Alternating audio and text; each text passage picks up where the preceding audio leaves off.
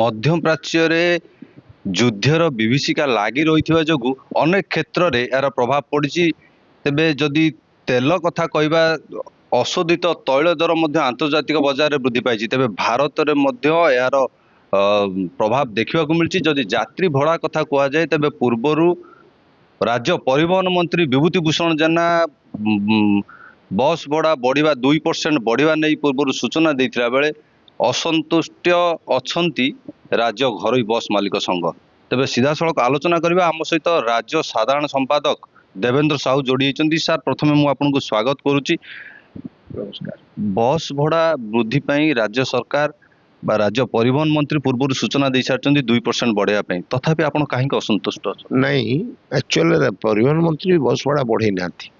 ସେଇଟା automatic mechanism ଫଳରେ bus ଭଡ଼ା ବଢ଼ିଛି। ଅଟୋମେଟିକ ମେକାନିଜିମ୍ କ'ଣ ନା, 2 ଟଙ୍କା ତେଲ ବଢ଼ିଲେ 1 ପଇସା ବଢ଼ିବ। ସରକାର ଗୋଟେ ନୋଟିଫିକେସନ୍ କରିଛନ୍ତି 2009 ମସିହାରୁ, ସେଇ ଅନୁସାରେ ଭଡ଼ା ନିର୍ଦ୍ଧାରଣ ହୋଇଛି। ସେଟା ଟ୍ରାନ୍ସପୋର୍ଟ କମିଶନର କରୁଛନ୍ତି ପ୍ରତିଥରକ, ଆଗରୁ ବି କରୁଥିଲେ, ଏବେ ବି କରୁଛନ୍ତି। କିନ୍ତୁ ଯେତେବେଳେ ଆପଣଙ୍କର 15/5 ଯେତେବେଳେ ତେଲ ବଢ଼ିଲା, ସେତେବେଳେ ସରକାର 2 ପଇସା ବୃଦ୍ଧି କଲେ। ଯେହେତୁ 4 ଟଙ୍କା ତେଲ ବୃଦ୍ଧି ହେଇଥିଲା, ସେଥିପାଇଁ 2 ପଇସା ବୃଦ୍ଧି କଲେ ଅଟୋମେଟିକ ମେକାନିଜିମ୍ ଫଳରେ।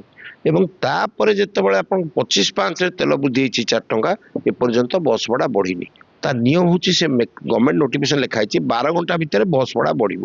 କିନ୍ତୁ ବର୍ତ୍ତମାନ ସୁଦ୍ଧା 3 ଦିନ ଚାଲି ଯାଇଥିଲେ ମଧ୍ୟ ବସ୍ ଭଡ଼ା ବଢ଼ି ନାହିଁ। ଏ ହେଉଛି ବଡ଼ କଥା। ଦ୍ୱିତୀୟ କଥା ହେଲା, ଏବଂ ସେଇ ନୋଟିଫିକେସନରେ ଲେଖା ହେଇଛି ପ୍ରତିବର୍ଷ ଏପ୍ରିଲ ମାସରେ ତାର ଆନୁଷଙ୍ଗିକ କ'ଣ ନା, ଗାଡ଼ିର ବଡି, ଗାଡ଼ିର ଚେସିସ୍, ଗାଡ଼ିର ଟାୟାର, ଗାଡ଼ିର ମୋବିଲ, ଗାଡ଼ିର ପାର୍ଟସ, ଇଏ ସମସ୍ତ ଜିନିଷକୁ ନେଇକି ସରକାରଙ୍କୁ ଗୋଟେ ରିପୋର୍ଟ ଦେବେ।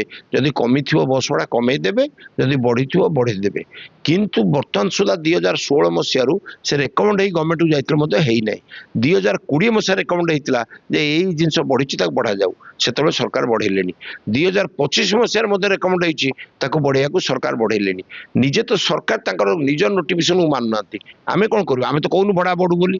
ଆମେ କହୁଛୁ ଯୋଉଟା ଆପଣ ଆମ ପାଇଁ କରିଥିଲେ, ପରମାନେଣ୍ଟଲି ଡିସ୍କସନ୍ କରିକି 2009ରୁ ମାଲିକମାନଙ୍କ ସହିତ ଆଲୋଚନା କରି, ଚିଫ୍ ସେକ୍ରେଟାରୀ ସେ କମିଟିର ହେଡ୍ ଥିଲେ ଏବଂ ଗଭର୍ଣ୍ଣମେଣ୍ଟ ଫାଇନାନ୍ସ ସେକ୍ରେଟାରୀ ଥିଲେ, ବସିକି ଏକ ନିଷ୍ପତ୍ତି କରିଥିଲେ, ଟ୍ରାନ୍ସପୋର୍ଟ କମିଶନର ଥିଲେ। ଏବଂ ଏଇଭଳି ଭାବରେ ଚାଲିବ, ଆଉ କେହି କିଛି କହିବେନି, ଅଟୋମେଟିକ ହେଇଯିବ, ଅଟୋମେଟିକ ଭଡ଼ା ହେବ। ଏବଂ ସେଇ ଅନୁସାରେ ଦୀର୍ଘ ଦିନ ଧରି ଚାଲିଲା। କିନ୍ତୁ ତା ପରଠୁ 2020ରେ କହିଲେ କୋଭିଡ ଅଛି ବୋଲି ବଢ଼ି ପାରିଲାନି। ଆମେ 3-4 ବର୍ଷ ଚୁପ୍ ହେଇ ରହିଲୁ। ପୁଣି ନୂତନ ସରକାର, ପପୁଲାର ସରକାର ଆଇଲା ବେଳେ 2025 ମସିହା ରେକମେଣ୍ଡ ହେଲା, ତାକୁ ମଧ୍ୟ କଲେ ନାହିଁ। ତାହେଲେ ଆମେ କ'ଣ କରିବୁ? ଗାଡ଼ି ତ ପାଣିରେ ଚାଲୁନି। ତ ଆଉ ମୁଁ ଭାବୁଛି ପପୁଲାର ଗଭର୍ଣ୍ଣମେଣ୍ଟ ଆଉ ଭଡ଼ା ବଢ଼ାନ୍ତୁନି। ଆମର ଡିମାଣ୍ଡ ହେଉଛି ଏବେ କେବଳ GSTଟା ନହେଲେ ଭାଟଟା ଉଠେଇ ଦିଅନ୍ତୁ ଡିଜେଲ ଉପରେ। ତାହେଲେ ଆଉ ଭଡ଼ା ବଢ଼ିବା ଦରକାର ନାହିଁ। ଯେତିକି ଭଡ଼ା ଅଛି ତାଠୁ କମିବ, ସାଧାରଣ ଲୋକ ଏହା ଦ୍ୱାରା ଖୁସି ହେବେ। ଦେଖୁଥିଲେ ଯେଉଁଭଳି ଭାବେ ରାଜ୍ୟ ଘରୋଇ ବସ୍ ମାଲିକ ସଂଘ ନିଜର ଅସନ୍ତୋଷ ପ୍ରକାଶ କରିଛନ୍ତି।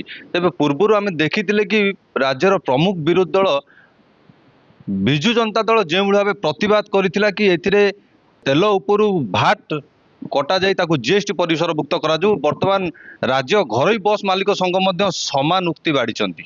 ତେବେ ଦେଖିବାକୁ ବାକି ରହିଲା ରାଜ୍ୟ ସରକାର ବସ୍ ଭଡ଼ା ବୃଦ୍ଧି କେମିତି ନିୟନ୍ତ୍ରଣ କରୁଛନ୍ତି, ବା ତେଲ ଯୋଉ ପେଟ୍ରୋଲ ରହିଛି କିମ୍ବା ଡିଜେଲ ରହିଛି ତା ଉପରୁ ଭାଟ ଉଠେଇ ତାକୁ କେତେ ଶୀଘ୍ର GST ଅନ୍ତର୍ଭୁକ୍ତ କରୁଛନ୍ତି।